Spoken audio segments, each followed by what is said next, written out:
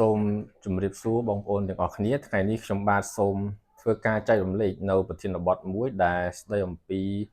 របៀបនៅក្នុងការសរសេរពាក្យបណ្ដឹងលែងលះមុននឹងចូលទៅដល់របៀបនៅក្នុងការសរសេរពាក្យបណ្ដឹងលែងលះខ្ញុំបាទសូមធ្វើការបង្ហាញអំពីមូលហេតុនៃការលែងលះផងដែរដោយយោងទៅតាមក្រមរដ្ឋបវេណីនៃព្រះរាជាណាចក្រកម្ពុជានៅត្រង់ចំណុចបញ្ញត្តិមាត្រា978បានកំណត់អំពីមូលហេតុនៃការលែងលះដែលមានដូចខាងក្រោមទី1គឺប្តីឬប្រពន្ធអាចដាក់ពាក្យប្តឹងលែងលះគ្នាបានក្នុងករណីកំណត់ដូចខាងក្រោមនេះក៏បើបានប្រព្រឹត្តអំពើផិតទៅលើសហព័ន្ធដែលមានន័យថាគឺភាគីខាងប្តីឬប្រពន្ធហ្នឹងគឺលួចទៅមានអ្នកថ្មីហើយនឹងចំណុចខបើបានបោះបង់សហព័ន្ធដោយគ្មានមូលហេតុត្រឹមត្រូវដែលមានន័យថាសហព័ន្ធហ្នឹងគឺប្តីឬក៏ប្រពន្ធគោបើមិនដឹងច្បាស់ថាសហព័ន្ធស្លាប់ឬរស់ក្នុងរយៈពេលជាង1ឆ្នាំខោបើសហព័ន្ធបានរស់នៅបែកគ្នាជាបន្តបន្ទាប់អស់រយៈពេលជាង1ឆ្នាំផ្ទុយទៅនឹងគោលបំណងនៃអាពាហ៍ពិពាហ៍ដែលមានន័យថាអាពាហ៍ពិពាហ៍គឺប្តីប្រពន្ធត្រូវរួមរស់នៅជាមួយគ្នាឬក៏ប្តីប្រពន្ធគាត់ទៅធ្វើការនៅស្រុកឆ្ងាយគាត់រស់នៅបែកគ្នាក៏ប៉ុន្តែនៅក្នុងករណីនេះគឺគាត់នៅបែកគ្នាហើយមិនដែលមានទំនាក់ទំនងគ្នាសោះក្នុងរយៈពេល1ឆ្នាំហើយនឹងចំណុចងោករណីផ្សេងទៀតដែលទំនាក់ទំនងអាពាហ៍ពិពាហ៍ត្រូវបានបែកបាក់ហើយគ្មានសង្ឃឹមថានឹងអាចធ្វើបដិទានឡើងវិញបានដែលទាំងអស់នេះគឺសិតសឹងតែជាមូលហេតុដែលនាំឲ្យមានការលែងលះហើយបន្ថែមពីនេះផងដែរនៅត្រង់ចំណុចមាត្រា979ការលែងលះក៏អាចធ្វើឡើងបានផងដែរនៅក្នុងករណីដែលភាគីនៃអាពាហ៍ពិពាហ៍ឬក៏ប្តីឬក៏ប្រពន្ធហ្នឹងគឺបានយល់ព្រមព្រៀងគ្នាធ្វើការលែងលះផងដែរដែលការព្រមព្រៀងគ្នានេះក៏អាចជាមូលហេតុដែលនាំឲ្យមានការលែងលះផងដែរហើយចំពោះនីតិវិធីនៃការលែងលះគឺមានពីររបៀបទី1គឺមានន័យថាការលែងលះដោយការព្រមព្រៀងរវាងគូភាគីគឺការព្រមព្រៀងរវាងប្តីនិងប្រពន្ធហើយនឹងការព្រមព្រៀងហើយនឹងការលែងលះដែលមិនមានការព្រមព្រៀងដែលមានន័យថាភាគីនៃអាពាហ៍ពិពាហ៍ប្តីឬប្រពន្ធហ្នឹងគឺមានចំណុចវិវាទនឹងគ្នានៅក្នុងការលែងលះដែលវិវាទនេះគឺអាចជាវិវាទទៅលើការបែងចែកកូនការបែងចែកទ្រព្យហើយនឹងការបែងចែកបំណុលជាដើមដែលការមានវិវាទនេះគឺនាំឲ្យស្ថាប័នតុលាការគឺជាអ្នកសម្រេចចំណែកឯការលែងលះដោយការព្រមព្រៀងគឺភាគីប្តីនិងប្រពន្ធគឺមានការព្រមព្រៀងគ្នាទាំងអស់ទាំងការលែងលះក៏ព្រមព្រៀងគ្នាការបែងចែកកូនការបែងចែកទ្រព្យសម្បត្តិហើយនឹងការបែងចែកបំណុលក៏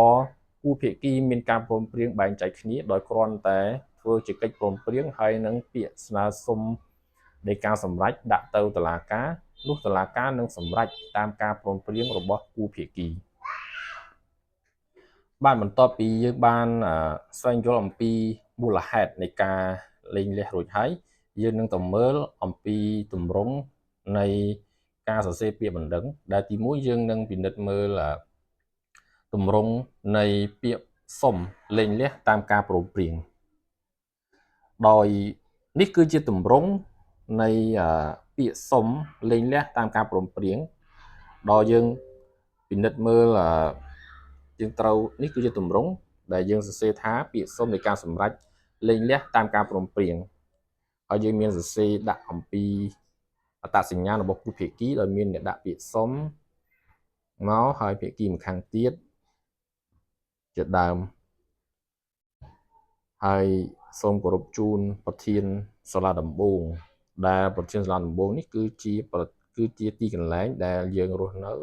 ឬក៏ដាក់ទៅទីលំនៅនៃភាគីប្តីប្រពន្ធណាមួយក៏បានដែរហើយបន្តមកទៀតខ្លឹមសារនៃដីកាសម្រេចដែលទាមទារឲ្យតុលាការចេញចំណុចកយើងដាក់ថាឲ្យឈ្មោះអីមកលែងលះពីឈ្មោះចុចតាមការព្រមព្រៀងហើយបន្ទាប់ចំណុចខគឺ បើសិនជាករណីដែលយើងមានកូនយើងត្រូវកំណត់ឲ្យភាគីណាមួយជាអ្នកមានសិទ្ធិអំណាចមេបានិងគ្រប់គ្រងចិញ្ចឹមថែរក្សាលើកូនក្នុងករណីកូនដែលមានអាយុក្រោម18ឆ្នាំដែលជាអនិច្ចជនហើយចំណុចគោលយើងក៏អាចកំណត់អំពីរបៀបនៃភាគីឬក៏ប្តីប្រពន្ធឬក៏បណ្ដាឪពុកនឹងក្នុងការរបៀបនៅក្នុងការចូលសួរសុខទុក្ខកូនផងដែរដែលចំណុចនេះគឺយើងអាស្រ័យទៅតាមការឯកភាពរបស់គូភាគីថានៅក្នុងមួយខែយើងចូលជួបប្រមាណដងហើយនៅថ្ងៃណារយៈពេលប្រមាណហើយបន្តទៀតការបែងចែកអំពីទ្រព្យ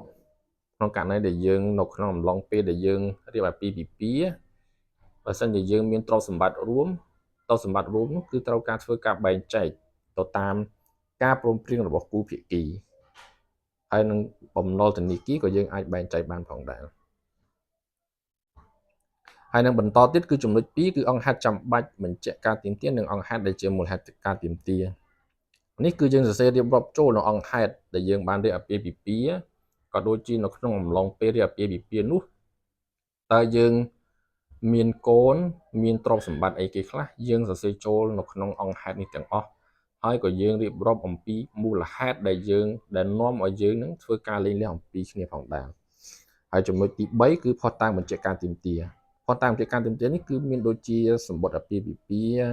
សម្បត្តិកំណត់របស់កូនហើយនឹងករណីដែលយើងមានទ្រព្យសម្បត្តិឬក៏បំណុលអីផ្សេងៗយើងដាក់ចូលទាំងអស់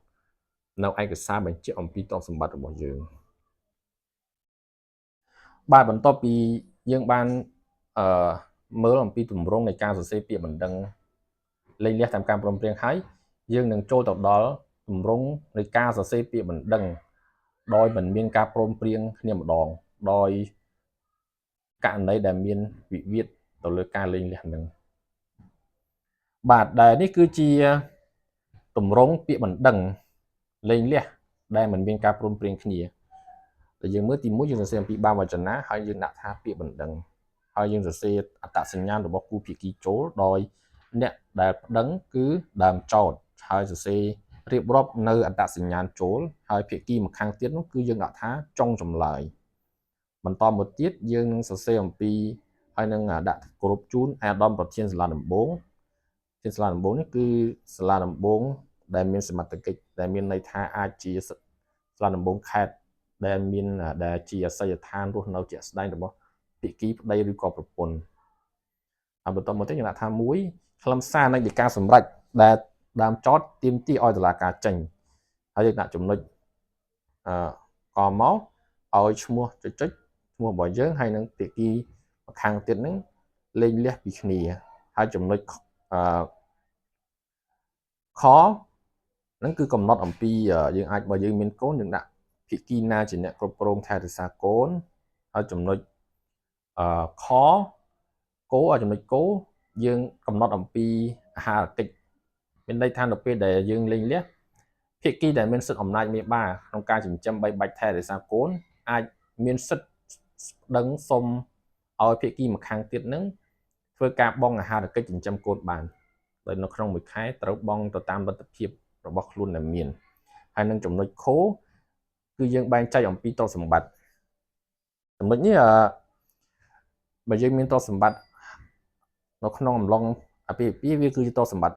ដែលនៅត្រង់ចំណុចបែងចែកទ្រព្យសម្បត្តិរួមប្តីប្រពន្ធនោះគឺសំដៅទៅលើទ្រព្យសម្បត្តិរួមដែលកើតឡើងចេញពីអំឡុងពេលដែលរៀបអាពាហ៍ពិពាហ៍ជាមួយគ្នាដែលមានន័យថានៅក្នុងអំឡុងពេលដែលប្តីប្រពន្ធរួមរស់ជាមួយគ្នាចាប់ដៃគ្នារកស៊ីបង្កើតបានទៅជាទ្រព្យហើយទ្រព្យសម្បត្តិនោះហើយគឺជាទ្រព្យសម្បត្តិរួមប្តីប្រពន្ធដែលជាកម្មវត្ថុនៃការបែងចែកនៅត្រង់ចំណុចខនឹងបន្ទាប់ពីយើងបានសរសេរចំណុច1ខ្លឹមសារនៃសារក្រមដែលទាមទារឲ្យតុលាការចេញរួចហើយបន្ទាប់មកយើងចូលដល់ចំណុច2អង្គហេតុចាំបាច់បញ្ជាក់ការទាមទារនិងអង្គហេតុដែលជាមូលហេតុនៃការទាមទារ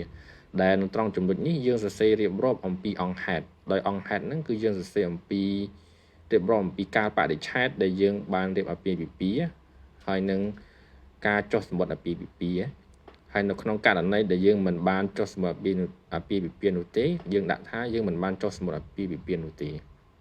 ហើយយើងក៏ សរសេរអំពីទ្រព្យសម្បត្តិរួមហើយនឹងចំនួនកូនដែលយើងមាននៅក្នុងអំឡុងពេលអាពាហ៍ពិពាហ៍ផងដែរហើយអង្គហេតុនេះយើងក៏សរសេរបញ្ជាក់អំពីមូលហេតុដែលនាំឲ្យមានការលែងលះគ្នាផងដែរដែលនេះគឺជាទម្រង់អង្គហេតុដែលខ្ញុំបានតាក់តែងឡើងជាគំរូប៉ុន្តែវាអាស្រ័យទៅលើស្ថានភាពជាក់ស្ដែងនៃអង្គហេតុនីមួយៗរបស់បងប្អូនដែលមានគោលបំណងក្នុងការធ្វើសរសេរពាក្យបណ្ដឹងលែងលះហើយនឹងចូលដល់ចំណុចទី3គឺផុសតាំងបញ្ជាក់ការទាមទារដែលត្រង់ចំណុចនេះផុសតាំងបញ្ជាក់ការទាមទារអាចមានដូចជាសម្បត្តិអាពាហ៍ពិពាហ៍សម្បត្តិកំណត់កូនឯកសារបញ្ជាក់អំពីទ្រព្យសម្បត្តិឬក៏បំណុលហើយនឹងឯកសារផ្សេងៗទៀតចំពោះផុសតាំងនេះយើងអាចដាក់ភ្ជាប់ជាមួយនឹងពាក្យបណ្ដឹងតែម្ដងក៏បានឬក៏ដាក់ជូនតុលាការពិនិត្យនៅពេលក្រោយក៏បានដែរគឺអាស្រ័យទៅតាមស្ថានភាពជាក់ស្ដែងរបស់បងប្អូនដែលនេះបន្ទាប់មកយើងសរសេរឃ្លាចុងក្រោយនេះមកហើយនឹងផ្តិតស្នាមម្រាមដៃឬក៏ចុះហត្ថលេខាបាទដែលនេះគឺជាទម្រង់នៃពាក្យបណ្ដឹងលែងលះដោយមិនមានការព្រមព្រៀងដែលយើងអាចហៅយ៉ាងមានន័យថាការលែងលះនេះគឺជាការលែងលះដែលមានវិវាទគ្នាគឺមានន័យថាវិវាទនៅក្នុងការបែងចែកកូនឬក៏វិវាទនៅក្នុងការបែងចែកទ្រព្យសម្បត្តិប្តីប្រពន្ធបាទដែលយើងអាចមើលបានហើយយើងសរុបមកវិញដែលនេះគឺជាទម្រង់ពាក្យបណ្ដឹងលែងលះតាមការព្រមព្រៀងដែលយើងអាចពិនិត្យមើលបានហើយបន្តទៀតនេះគឺជាទម្រង់នៃពាក្យបណ្ដឹងលែងលះដែលពុំមានការព្រមព្រៀងបាទសូមអរគុណ